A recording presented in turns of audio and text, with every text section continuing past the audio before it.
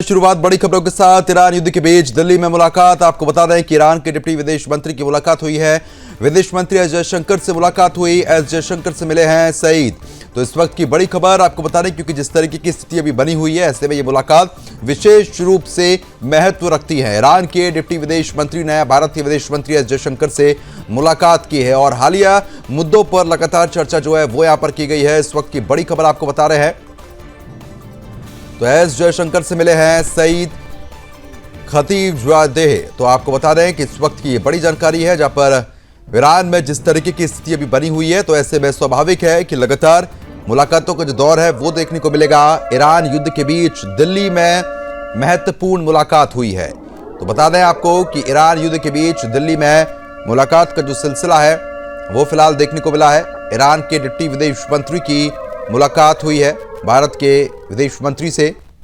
तो विदेश मंत्री एस जयशंकर से मुलाकात जो है वो यहां पर देखने को मिली है। एस जयशंकर से मिले हैं सईद खतीबजादेह।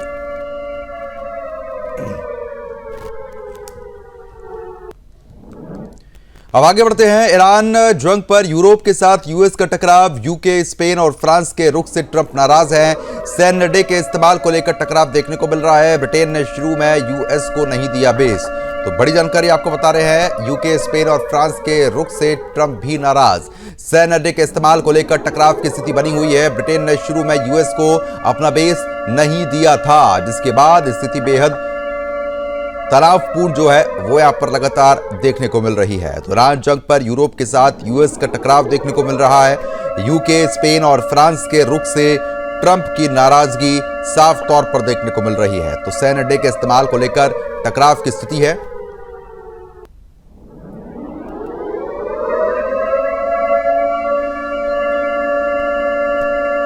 तो ईरान जंग पर यूरोप के साथ यूएस का टकराव, बड़ी और महत्वपूर्ण खबर। यूके, स्पेन और फ्रांस के रुख से ट्रंप काफी नाराज है। सैन्य अड्डे के इस्तेमाल को लेकर टकराव की स्थिति यहां पर बनी हुई है। तो बड़ी खबर आपको बता रहे हैं। ब्रिटेन ने शुरू में यूएस को नहीं दिया बेस। तो इसके बाद स्थिति फिलहाल खराब है। तो मिडिल ईस्ट इस समय बारूद के ढेर पर बैठा हुआ है और अमेरिका इजराइल बनाम ईरान की जंग अब 7वें दिन भी लगातार देखने को मिल रही है।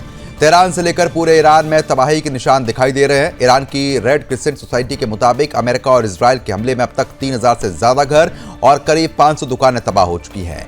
तेहरान सबसे ज्यादा प्रभावित है और इस जंग में 1200 से ज्यादा लोगों की मौत हो गई है। दूसरी तरफ इजरायली मीडिया का दावा है कि इजराइल ने ईरान के करीब 300 मिसाइल लॉन्चर्स तबाह कर दिए।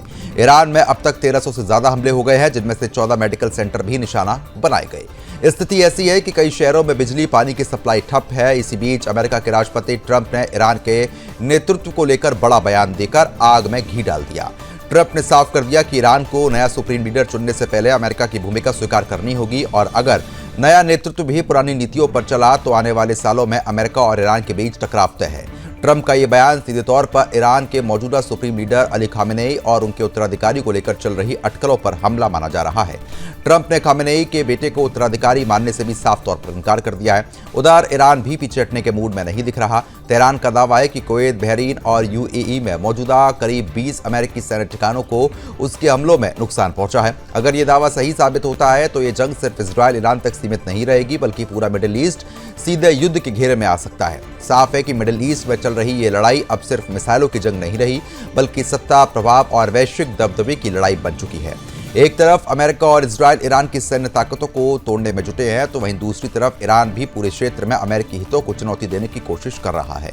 अगर यही हाल रहा तो आने वाले दिनों में यह टकराव क्षेत्रीय युद्ध में वैश्विक संकट में बदल सकता है और इसकी गूंज सिर्फ तेहरान या तेल अवीव में नहीं, बल्कि पूरी दुनिया की राजनीति और अर्थव्यवस्था में साफ तौर पर सुनाई देगी। फिलहाल आपको बता रहे हैं कि अभी स्थिति थोड़ी खराब है और जिस तरीके से टाइमलाइन के माध्यम से हम आपको बता रहे हैं, देखिए 1 मार्च की अगर बात करते हैं तो इजराइल ने पूरे देश में इमरजेंसी लागू कर दी थी। उसके बाद 2 मार्च को अमेरिकी B-2 बॉम्बर्स से हमला भी यहाँ पर देखने को मिला था। उसके बाद की अगर बात करते हैं तो 2 मार्च को अमेरिका, इजराइल ने ईरान के नताज न्यूक्लियर सेंटर पर भी अटैक यहाँ पर किया था। ईरान का 50% मिसाइल स्टॉक नष्ट हो चुका है। 9 नेवी जहाज पूरी तरीके से तबाह हो गए। अमेरिका ने ईरान पर B-2 बॉम्बर्स से हमला भी कर दिया था। आप समझ सकते हैं कि कुवैत में फ्रेंडली फायरिंग में 3 अमेरिकी फाइटर जेट गिराए भी गए हैं। ये भी जानकारियां फिलहाल सामने आ रही हैं। इसके बाद 3 मार्च को अमेरिकी दूतावास बंद कर दिया गया। सऊदी अरब, कुवैत और लेबनान में अमेरिका का जो दूतावास है वो अस्थायी तौर पर बंद किया गया है। ट्रंप ने कहा कि अब बातचीत के लिए बहुत देर हो चुकी है, अब बातचीत का कोई समय नहीं है। ईरान ने स्ट्रेट ऑफ हॉर्मुज़ बंद यहां पर कर दिया है। उसके बाद ईरानी वॉरशिप पर हमला 4 तारीख को देखने को मिला था, जो बड़े पैमाने पर अटैक माना जा रहा है। ईरानी युद्धपोत पर अमेरिकी हमला, जिसमें 80 से ज्यादा नौसैनिकों की मौत भी हो गई। मिडिल ईस्ट में अब तक 17,500 अमेरिकी सुरक्षित वापस लौट चुके हैं। अली खामेनेई का शोक समारोह स्थगित भी किया गया है। बता रहे हैं कि सऊदी और लगातार जो उनकी रिफाइनरी हैं उनको भी काफी नुकसान पहुंचा है। जंग में कुल 1045 लोग मारे गए और यह आंकड़ा अब बढ़ेगा ही। तस्वीरें साफ तौर पर आप देख सकते हैं, जिस तरीके से बड़े पैमाने पर यहाँ पर अटैक्स हो रहे हैं, चाहे B-2 बॉम्बर से हमला हो या फिर हाइपरसोनिक मिसाइल्स हो, लगातार ये हमले रुकने का नाम नहीं ले रहे हैं।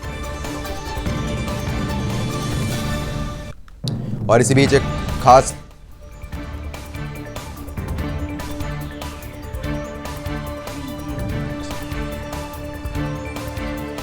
कुछ खास मेहमान हमारे साथ जुड़ चुके हैं, उनका रुख करेंगे, इस चर्चा को आगे बढ़ाएंगे और जानने की कोशिश करेंगे कि अब आने वाले दिनों में स्थिति और क्या बनती हुई नजर आएगी। विश्वनाथ मिश्रा जी हमारे साथ लगातार बने और PK सहगल जी हमारे साथ बने हुए हैं। विश्वनाथ जी, मैं आपसे समझना चाहूंगा कि जिस तरीके की स्थिति यहाँ पर अभी बनी हुई है, आप क्या कुछ देख के और समझ पा रहे हैं कि आने वाले दिनों में ये युद्ध रुकता हुआ नजर आएगा या अभी संकट के बादल और गहराएंगे?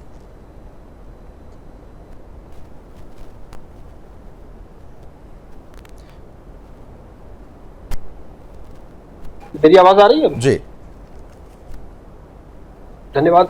देखिए, जो परिस्थितियां अभी बन रही हैं, ये युद्ध अभी कुछ हफ्तों तक अभी डोनाल्ड ट्रंप ने ही कहा था ये युद्ध अभी कुछ हफ्तों तक चल सकता है। जो परिस्थितियां हैं, जो जिस तरीके से सेंट्रल एशिया को एक सेंटर बना करके अमेरिका का एक अपना फॉर्मूला है, उसको कह सकते हैं टोटली अनप्रिडिक्टेबल है, जिस फॉर्मेट पे वो चल रहे हैं, वो वाकई बहुत चिंताजनक है। युद्ध की स्थिति से मध्य पूर्व में तनाव की परिस्थिति निश्चित रूप से भी वैसे यथावत रहने वाली है। अमेरिका अभी स्वयं ऐसा लगता है कि हालांकि उसके अपने इंटरेस्ट हैं, लेकिन वो शायद ऐसा लगता है कि वो तय नहीं कर पा रहा है कि उसको आगे क्या करना है या उसको कहां तक इसको लेकर जाना है, इस युद्ध को किस परिणति तक पहुंचाना है। इसको थर्ड वर्ल्ड वॉर में कन्वर्ट करेंगे, इसके जो रिपरकशंस हैं वो बहुत दूरगामी है। लेकिन ऐसा प्रतीत होता है, हो सकता है कि कुछ हफ्तों में ही समाप्त करने का तैयार हो जाए यूएस, क्योंकि जिस तरीके से अमेरिका ने रूस से तेल खरीद के लिए भारत को 1 महीने का मौका दिया है, इसका ऐसा प्रतीत हो रहा है कि उनको लगता है कि 1 महीने 2 महीने में वो इसको निस्तारित करने के विचार में हो। देखिए, ईरान और इजरायल का युद्ध, यह कार्य बहुत छोटा नहीं रहने वाला है, इसके रिपरकशंस बहुत दूरगामी होने हैं। जिस तरीके से अमेरिका ने ईरान पर हमलों को समर्थन किया है और उसके बाद स्वयं इसमें कूद पड़ा, ये मुझे लगता है कि लॉन्ग रन में ये बहुत गंभीर परिणाम देने वाला है और न चाहते हुए भी ये थर्ड वर्ल्ड वॉर की परिस्थिति पैदा करने जा रहा है। परमाणु ठिकाने में देखिए, जब किसी भी देश को आप, कम से कम ईरान जैसा देश हो, जिस देश को आप बहुत ज्यादा स्ट्रेस करेंगे, उसकी परिस्थितियों को बहुत गंभीर करेंगे, तो निश्चित रूप से एक परमाणु ऑप्शन है उसके पास, जिसको आप भले ही प्रेडिक्ट कर रहे हो ना कर रहे हो, आप उसको एक्सेप्ट करें ना करें, लेकिन परिस्थितियां हैं उसकी लॉन्ग रेंज मिसाइल्स हैं आपके ऊपर।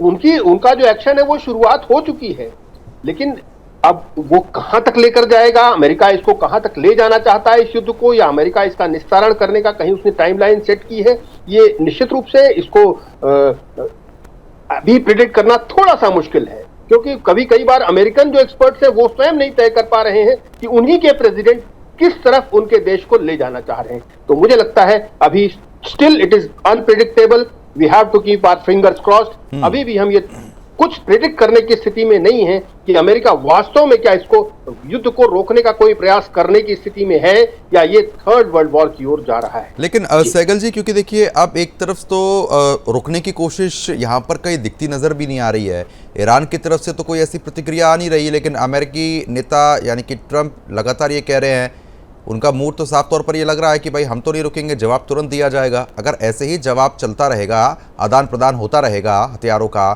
और हमलों का, तो ऐसे तो स्थिति आने वाले समय में और खराब होती हुई नजर आएगी। तेल की कीमतों में एक तरफ से उछाल आएगा, दूसरी तरफ से कहीं ना कहीं इसकी आंच और देशों पर भी आनी शुरू हो जाएगी धीमे धीमे करके।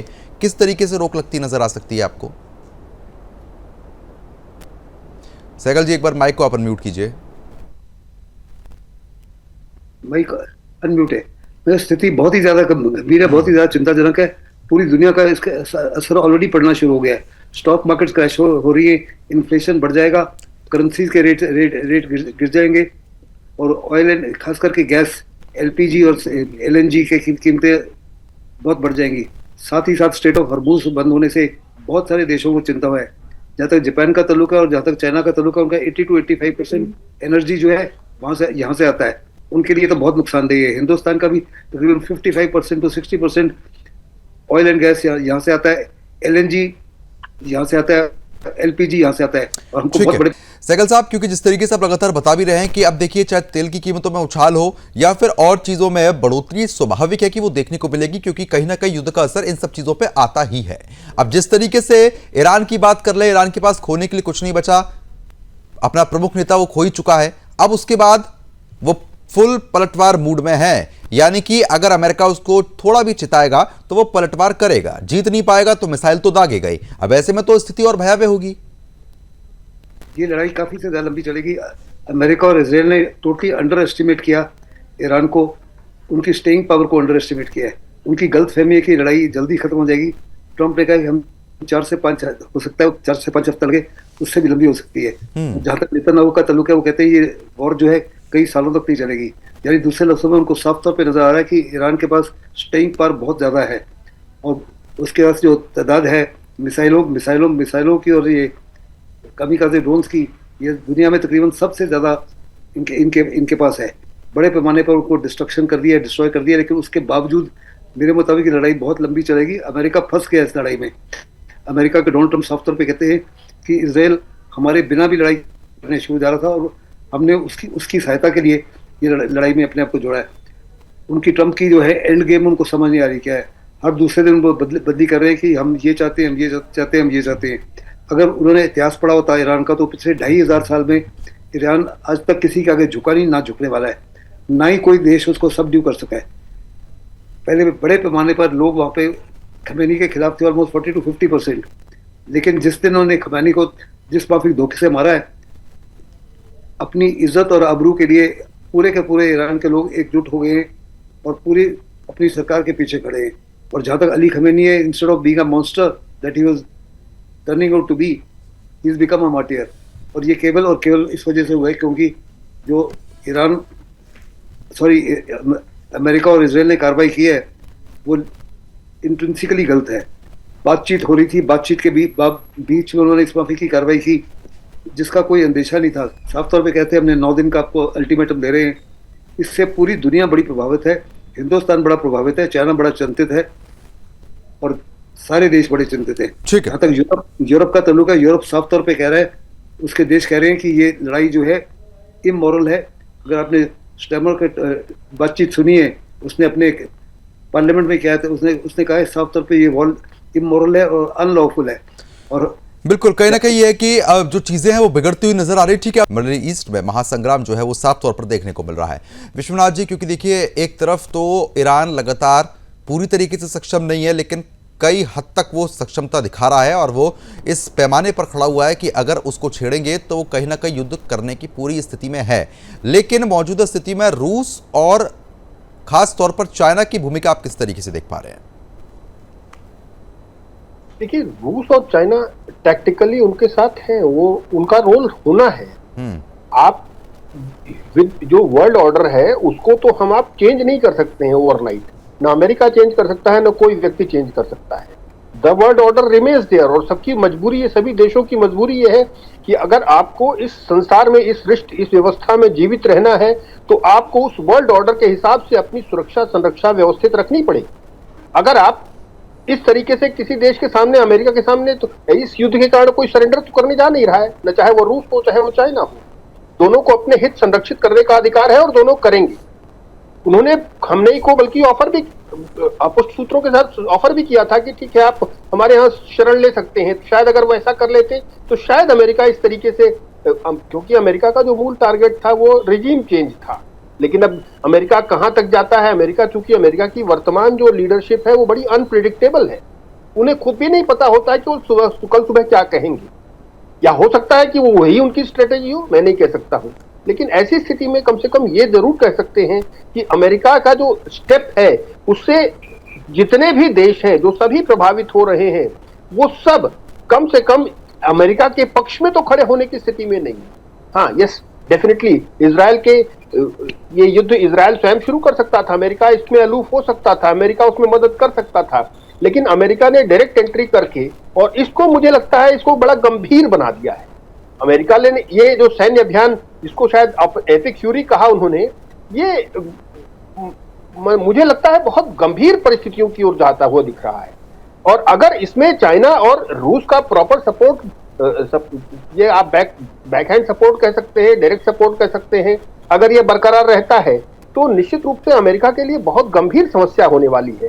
हालांकि अमेरिका का जरूर प्रयास है कि ईरान की जो वायु रक्षण प्रणाली है उसको नष्ट किया जाए, ईरान की जो मिसाइल क्षमता है वो उसको डेसिमेट किया जाए, ईरान के जो सैन्य प्रतिष्ठान है, जो ठिकाने हैं, उनको नेस्तनाबूद किया जाए। लेकिन कितना आप कर पाएंगे, कैसे कर पाएंगे, किस तरीके से कितनी चीजों को आपके रडार्स कितना कैच कर पाते हैं, किस तरीके से कितना आप अटैक कर पाते हैं, ये एक बड़ा मुश्किल कार्य है। क्योंकि ईरान के खिलाफ जो सैन्य अभियान चल रहा है उसको अमेरिका ने इनडायरेक्टली अगर केवल मदद करता तो मुझे लगता है ज्यादा बेहतर स्थिति होती, इजराइल का अगर समर्थन करता। लेकिन जिस तरीके से उसने खुद एंट्री कर ली है, जिस तरीके से उसने खुद हमला करना शुरू कर दिया, आपने वॉरशिप आगे बढ़ा दिए, जिस तरीके से उसने खुद, उसे शायद अमेरिका को यह लगा कि शायद हम ईरान इसमें सरेंडर कर देगा और शायद खुद वो आकर के और हाथ खड़ा करके और सरेंडर कर देंगे, लीजिए साहब आप आ गए। ऐसा नहीं है, ईरान उतना छोटा देश नहीं है जिस तरीके से अमेरिका ने मुझे लगता है मिसकैलकुलेट किया।